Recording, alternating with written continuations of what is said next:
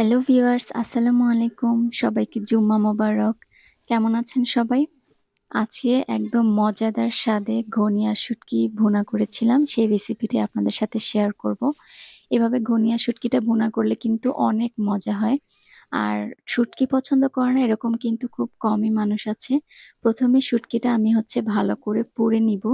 একদম সুন্দর করে চুলায় একটু সময় নিয়ে পুড়ে নিবো। যাতে করে এটার চামড়াটা একদম টান দিলে এভাবে আমি যেভাবে দেখাচ্ছি, এভাবে যেন টান দিলে পুরা চামড়াটা উঠে চলে আসে। তাহলে শুটকিটা ভালোভাবে ক্লিন হয়ে যায় এবং এটার কাঁটাটা ছাড়াতেও অনেক ইজি হয়। কারণ যেহেতু ঘনিয়া শুটকির চামড়াটা একটু মোটা হয় তাই এভাবে সুন্দর করে পুড়িয়ে দেন এটার চামড়াটা উঠাতে হবে। এরপর আমি ছোট, ছোট করে এভাবে কেটে নিয়েছি এবং শুটকিগুলাকে প্রায় ১০ থেকে ১৫ মিনিটের মধ্যে এভাবে সেদ্ধ করে নিয়েছি গরম পানিতে। এরপরে শুটকিগুলাকে সুন্দর করে পাটা-পোতায় ছেঁচে আমি এটার কাঁটাটা আলাদা করে নিয়েছি।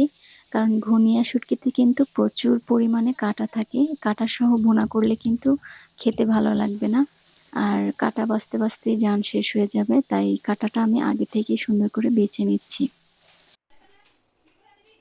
এবার কড়াইয়ে তেল গরম হয়ে এলে এখানে আমি রসুন দিয়ে দিচ্ছি। শুটকিতে যেহেতু রসুনের পরিমাণটা বেশি প্রয়োজন হয় তাই আমি বেশি পরিমাণে রসুন দিয়েছি। আর শুটকিতে আদা রসুন বাটাটা ওইভাবে ইউজ না করলেই ভালো।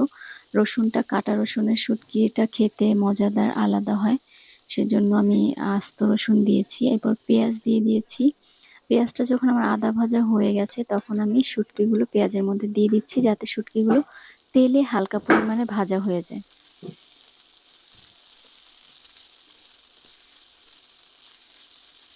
এটা কিছুক্ষণ নেড়েচেড়ে আমি এভাবেই ভেজে নিব।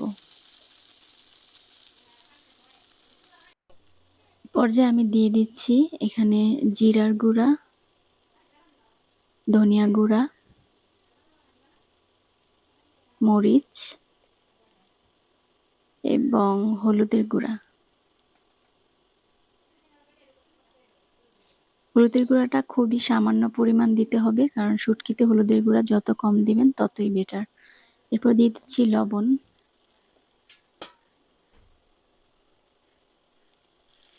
আমি অল্প পরিমাণে পানি ইউজ করছি যাতে করে মশলাটা পুড়ে না যায়।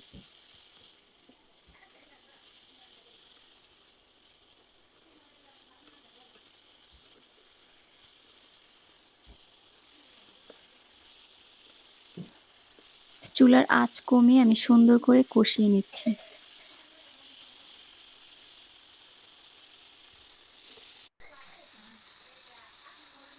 আমি বেশ কিছু রসুন আস্ত রেখেছিলাম কোয়া, সেগুলো এই পর্যায়ে দিয়ে দিচ্ছি।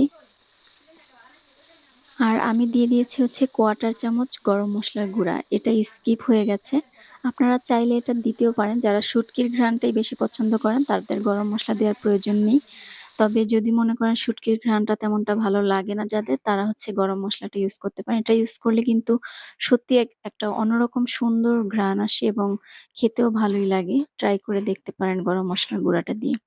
এরপর আমি পানি দিয়ে দিয়েছি। পানিটা যে পর্যায়ে শুকিয়ে চলে আসছে, এই পর্যায়ে আমি কাঁচামরিচ দিয়ে দিব এবং ধনিয়া পাতা দিয়ে দিব। শুটকি কিন্তু আমার হয়ে গেছে।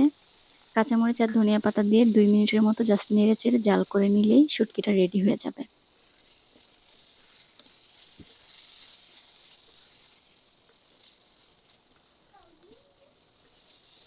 তৈরি হয়ে গেছে একদম মজাদার ঘনিয়া মাছের শুটকি। এভাবে রান্না করে খেয়ে দেখবেন। আশা করি ভালো লাগবে।